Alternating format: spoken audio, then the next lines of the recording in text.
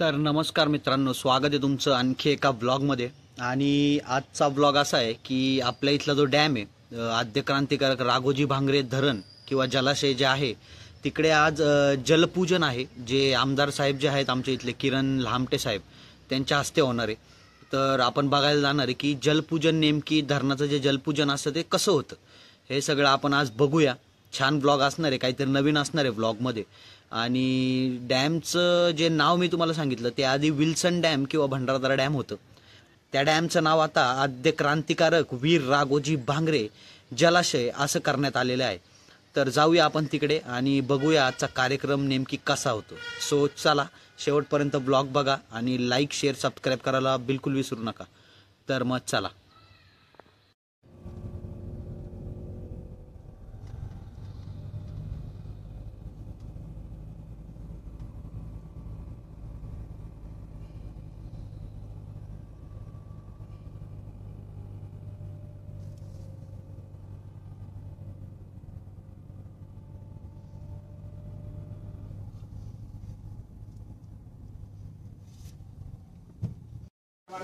देवता प्रणवत्तादि परब्रह्मारते श्रीमदस्य महागणपते देवतत्वाय नमः।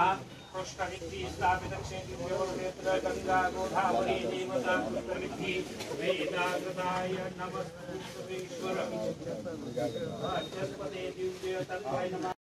भवतु सर्वेश्वर आदिगुहायच हरिद्रथम कुंकुम कज्जल कुमारी शक्ति क्षे देवता आद्य वरुणेत्र प्रवरात्मकं दिव्य वरुणेत्र सुवर्ण शांति ग्रहे देव तत्वाय नमः।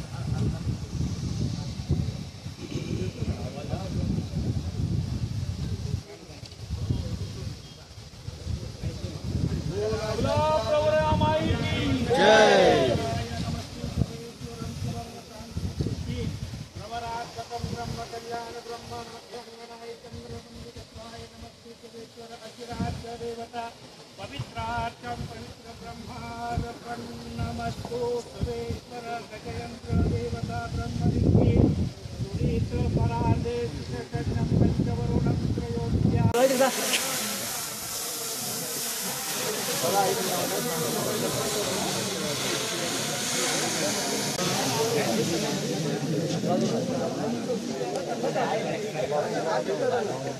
ना पिक्चर भाऊ साहेब संबोधित करा. मग इथे नाही शकतो, इथेच बसू समोर 5 मिनिटं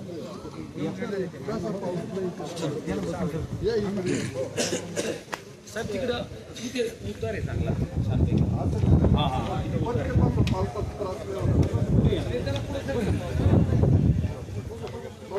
पुढे बसा, पुढच्या साईडने बसा, मागून जेवढे तेवढे बसा. शिवराम खाडे, संतोष गायकवाड, केशव वळे, गणेश खाडे, प्रवीण खाडे, सर्वच उपस्थित, ज्यांचं कुणाचं नाव राहिलं असेल तर ते सगळे माझ्या हृदयामध्ये आहेत. तर आज आद्य क्रांतिकारक राघोजी भांगरे जलाशयाचा जलपूजन सोहळा आपल्या उपस्थितीत संपन्न झाला आणि एक आनंदाचं वातावरण आहे. जरी पाऊस लवकर सुरू झाला आणि आणि भात लागवड मात्र वरच्या पट्ट्यामध्ये उशिरा झाली, परंतु पाऊस पुरला आहे आतापर्यंत, त्यामुळं एकंदरीत बरे. नाही तर मधल्या काळात जर पाऊस झाला नसता तर मोठा अडचणीचा विषय तयार झाला असता. पण तरीसुद्धा तुम्ही सगळेजण आहेत, तर ज्या वेळेला भात कापणीची वेळ राहील तर त्याच्या आधी परत एकदा जे काही भात गेले आहेत जागेवरती, चुराला उभ्या आल्या नाही किंवा अशी सगळी जर परिस्थिती तयार झाली तर त्यावेळेला परत एकदा मला जाणीव करून द्या, म्हणजे कृषी विभागाला मी पंचनामे करायला लागेल आणि जे करून तुम्हाला भरपाई भेटेल याची मी देतो. आधीच्या काळात तुम्ही पाहत असाल तर मे महिन्यामध्ये बाजऱ्या भरून ज्यांचे नुकसान झाले, ज्यांचे पंचनामे झाले, त्यांचे थोडे थोडे पैसे का होईना पण आले आणि त्या टप्प्याटप्प्याने देण्याचं काम महसूल विभाग करत आहे.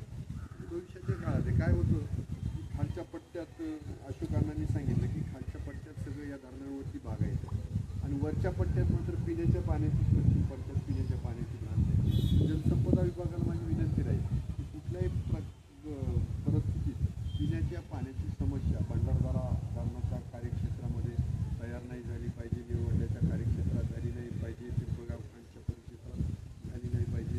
कारण शेवटी धरणं आमच्या याच्या क्षेत्रात आणि जर इथलेच लोक नाराज होणार असतील तर मला वाटतं की गंभीर बाब. दुसरी गोष्ट, आमची पोरं पर्यटनाचा व्यवसाय करताय, की टपऱ्या छोट्या छोट्या कोण बोट व्यवसाय करताय, तर त्यांना ते व्यवसाय करू द्या. ते सोडून शेतीमध्ये काही पिकत नाही आमच्याकडं. पर्यटन हा आमचा जवळजवळ मुख्य व्यवसाय झाला म्हणून त्यावेळेलाही आदरणीय जलसंपदा मंत्री राधाकृष्ण पाटलांनी सांगितलं आणि त्यांनी पण ऐकलं.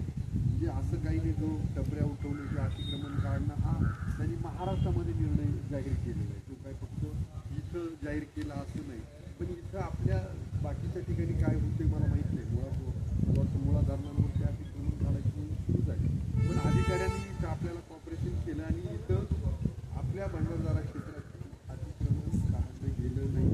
भविष्याच्या काळात नाही, जर त्या अतिक्रमण काढायचं ठरत असेल जलसंपदाने तर ह्या टपरीवाल्यांची पहिल्यांदा तुम्हाला व्यवस्था लावा, त्यांच्या हाताला तुम्हाला काम द्यावं लागेल, त्यांचा प्रयत्न कसे उभे राहायचं त्यांना उभं करावं लागेल आणि मग तुम्ही जो काही विचार करायचा तो करा. इतकं स्पष्ट मत आमच्या सगळ्यांचं आहे. भंडारदरा गावात आहे तिथं जलसंपदा विभागाची जागा आहे, तिथं पण टपऱ्या. पण मला कळतंय असं की तुमच्या नावाखाली हप्ते घेतात दुसरे, त्याच्याकडे पण लक्ष घ्या. त्या टपऱ्यावाल्यांना विचारा की या हप्ते पोरांकडनं कुणी घेतले नाही पाहिजे आणि जर मला कोणी सांगितलं की आमच्याकडनं पैसे गोळा केले जातात असं होतंय तसं होतंय तर तुम्ही म्हणाल हे खरं आहे का, तर हे खरं आहे. त्या भंडारदरा धरणामध्ये मी स्वतः बोट चालवत होतो आणि माझ्याकडनं कोण आला की त्यावेळेला हप्ते घेत होते की मला आज माहीत आहे. ज्या वेळेला मी बोट चालवायचो तर त्यावेळेला म्हणजे ज्या अर्थी त्यावेळेला मी काही राजकारणात नव्हतो, जेव्हा माझ्याकडनं पैसे त्यावेळेला घेतले जातील तर आजही तसं होत असेल असं मला म्हणजे निश्चित नाही. पण तुमच्या नावाखाली जर तुम्ही पैसे घेत असेल तर त्याबद्दल सजग राहा आणि गावामध्ये पण त्यांना सांगा की आमची याची जागा आहे, कोणती जलसंपदा विभागाची जागा आहे. त्यामुळे जे धोरण ठरवते जलसंपदा विभागाचं त्याच्या नावावर कुणाला पैसे द्यायचं काहीच कारण नाही. असं सगळं मी हे का सांगतो तर बऱ्याच वेळा हे आतापर्यंत हे सांगताय की तुम्ही राहिले आमच्यामुळं, तुम्ही राहिले आमच्यामुळं, कुणीच कुणामुळं राहिलं नाही. हा तुमच्या सगळ्यांचा अधिकार आहे म्हणून तुम्ही तिथं व्यवसाय करता आणि भविष्याच्या काळातही तुम्ही व्यवसाय करा. बाकी मगाशीच रस्त्यांचे प्रश्न छेडले गेले की रस्ते झाले खराब झाले, पण भविष्याच्या काळामध्ये भंडारदरा रिंग रोड आपण जो कॉन्क्रीटचा करतोय तसेच सगळे रोड बनवण्याचा प्रयत्न राहील.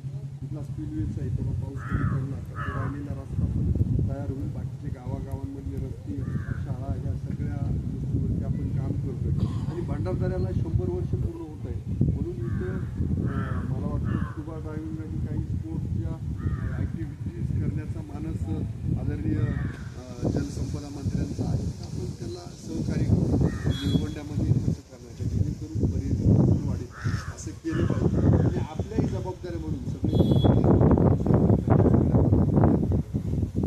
डस्टबिन पाळा, कमीत कमी फोटो पाळा, आपला जो कचरा आहे त्याच्यात भरा, कचरा इथं कचरा आहे तिथं टाकू नका. मला याची जाणीव स्वच्छता सगळे पाळतात म्हणजे पर्यटन व्यवसाय करणारे फॉरेस्टवाले मिळून पाळतात. तर मित्रांनो, अशा प्रकारे तुम्ही बघितलं जलाशयाचं पूजन आमदार साहेब आहेत, जे आमच्या इथले आमदार आहेत, किरण लहामटे साहेब, त्यांनी केलं. आणि आता कार्यक्रम संपन्न झाला आहे. सगळ्यांचे आभार वगैरे, त्यांचे भाषणं वगैरे झालेत, जलाशयाचं पूजन वगैरे झाले. आणि आता आपण निघूया घरी परत, कारण की आता बराच वेळ झाला आहे आपण येऊन इकडे. मस्त होता कार्यक्रम. बाकी ब्लॉगमध्ये तर तुम्ही बघितलंच असेल. तर चला, भेटूया तुम्हाला पुढच्या ब्लॉगमध्ये. तोपर्यंत जय श्रीराम मित्रांनो.